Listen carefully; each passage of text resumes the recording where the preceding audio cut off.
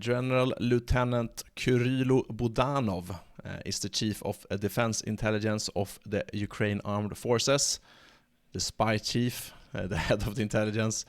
He was quite recently interviewed at the Yalta European Strategy Conference in Kiev, and he answered questions for about half an hour. And this video, we are going to look into what he says there, and I'm going to react to it and give my take.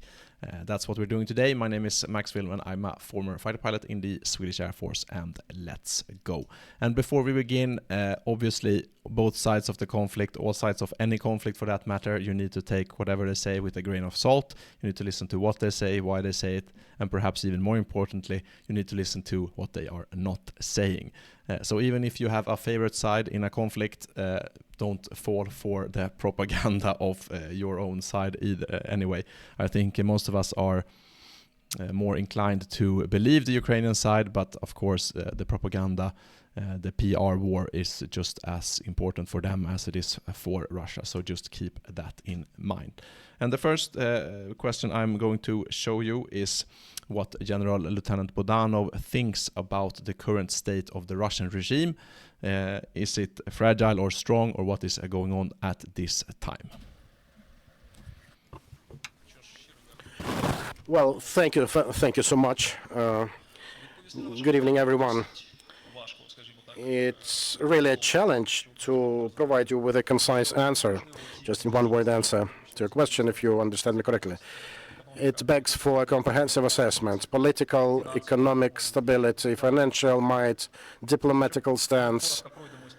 If we briefly revisit all those aspects, then ultimately you will see that the regime, the condition rather of the regime in Russian Federation now is drastically different from what it used to be before 2022. Simply incomparable numbers for all those indicators. For the duration of this conventional full-scale war, it hardly worked for the better of the regime. It has become weaker, their economy is failing, and this is a fact. Well, their finances are titillating. There is some reserve, but it is not endless. They really went down with their military might. The professional army, in the general sense and meaning of it, they ended it last autumn. In terms of production of new weapons and armaments, it's completely unofficial. Nothing of what they pretend to show off. This is just bubble. They show some figures, some ideas, but the realities of putting them into real implementation are nil. So answering your question, it didn't work for the better for the regime, and definitely doesn't look as strong as they supposed to be. Okay, so what the General Lieutenant is pointing out is that the regime is weaker now than it was before the war. And I think he is correct in that. I think one of the strongest clues we have, I think it was just after this interview, you had the Russian regional elections.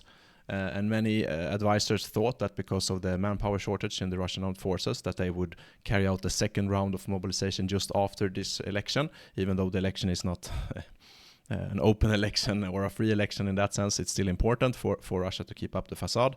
But many of us thought that they would carry out a second round of mobilization, which they definitely needed for their armed forces just after elections, but they have decided not to. And I think that goes to show how fragile Putin thinks that the home front is. He doesn't want to anger his own population. He wants to keep the war as far as possible from the home front, from the minds of the civilian population. So I think that underlines their own judgment of the fragility of the situation. So I think the Lieutenant General is correct in that. Let's jump ahead to 446, and I will put a link down in the description here if you want to check it out. And while we bring up this question, please do me a solid and give me a like on the video. It helps with the YouTube algorithms. And this question that they posed to the General Lieutenant is about the creativity and imagination and flexibility. I think most of us were quite shocked in the beginning of the war of how bad the status of the Russian armed forces were. But this question is about, have the Russians caught up, or are they still behind the Ukrainians when it comes to flexibility? Well, in terms of creativity and flexibility, properly flexibility, you're right about this word. We're still having an edge over them. They're rather crusty and rusty with the system. and the harsh decision-making vertical. Sometimes it may work for good, but in this case, it leaves them with no time to adapt to abrupt changes, and we've been witnessing this many times. It is understood by everyone. And let me briefly come back to my previous answer. Yeah, the regime is by far not as potent as it used to be, but still, this is the enemy to be fully overcome. We should not think that everything is bad with them, that they're fools all across the board and so on. Yes, they are adapting, they're trying to change tactics, to alter ways of them using their forces. They miserably fail with their strategy, but in terms of tactics, they do have some positive changes, unfortunately for us, for the good of them. They also switched for massive use of drones. This is what they didn't have before the war. They simply didn't understood the importance of them. Now they are copying us a lot in many aspects. Well, everyone understands how it works. So, yeah, they're adapting. This is a fact. One part. Yeah, so Ukraine is still ahead when it comes to flexibility and imagination, but the Russians are catching up, and I think we have a lot of proof on that on the battlefield right now. The Russians are quite effectively using suicide or kamikaze drones to target armored vehicles, or vehicles for that matter, behind the front lines, effectively limiting logistical flows to the front line, limiting the use of armored vehicles, and so on and so forth. I think we've all seen those kinds of pictures floating around Twitter X and the internet. So I think he's very correct in that, and I think this is something for us in the West to really look at when it comes to drones and counter-drone warfare. We really need to adapt to that, and there's lots of other examples about how Ukraine has used many systems, civilian systems, to their advantage. I've seen some pictures from a Ukrainian TOC, or Tactical Operations Center, where they have Microsoft Teams and they have WhatsApp, they have other kinds of systems, because they believe that even if they are hacked, that information that the hackers will get is so old that it gives them more advantage. So I think Western militaries have a lot to learn from the Ukrainian adaptability and flexibility here. I think he is correct in his analysis. Let's go to 643. This question is about the impact of the Ukrainian strikes, long-range strikes with drone and special operation forces deep within Russian territory in Moscow. What impact do these strikes have on the war?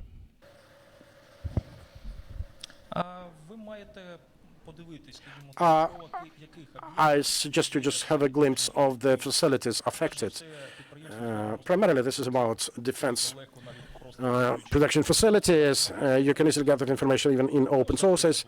Just for example, recently there was a drone strike against the Silicon L, Kremny L company in Russia, the one that is producing some core integrated sources that they use for the Iskander missiles without buying them abroad.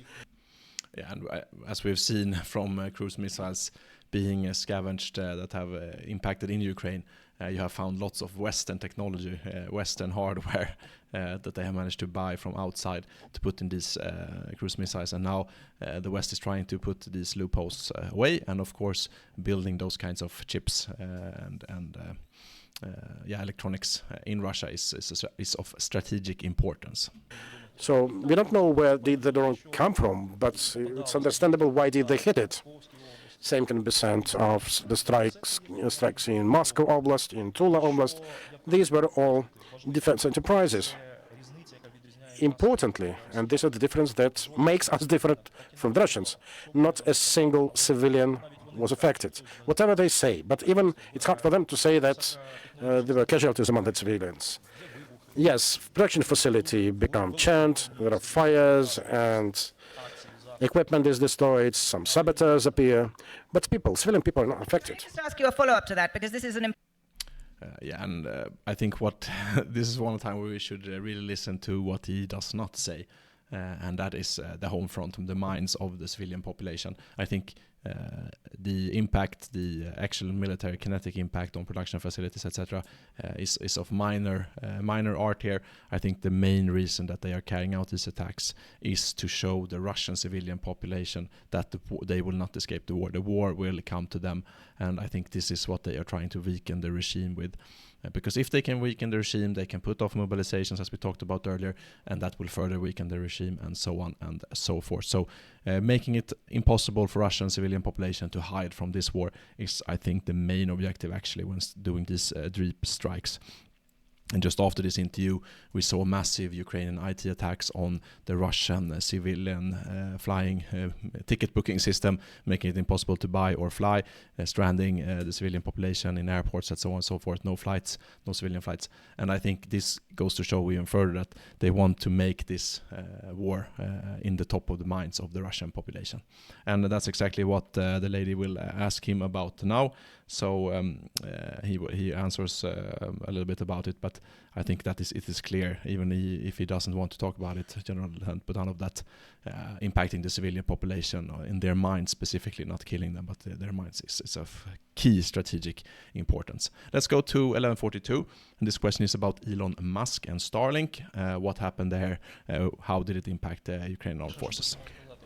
Well, for first, media stories are exactly for the sake of them being media stories. It's hard to tell whether truth sits, what is invented.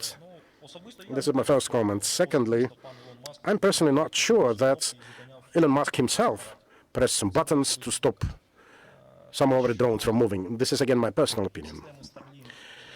Now, as regards Starlink systems, and they were inoperative. They went inoperative for some time nearby Crimea. Yes, that was true. We did use some special equipment, and we understood that there was no coverage for us available at the moment. So, yeah, we did understand that.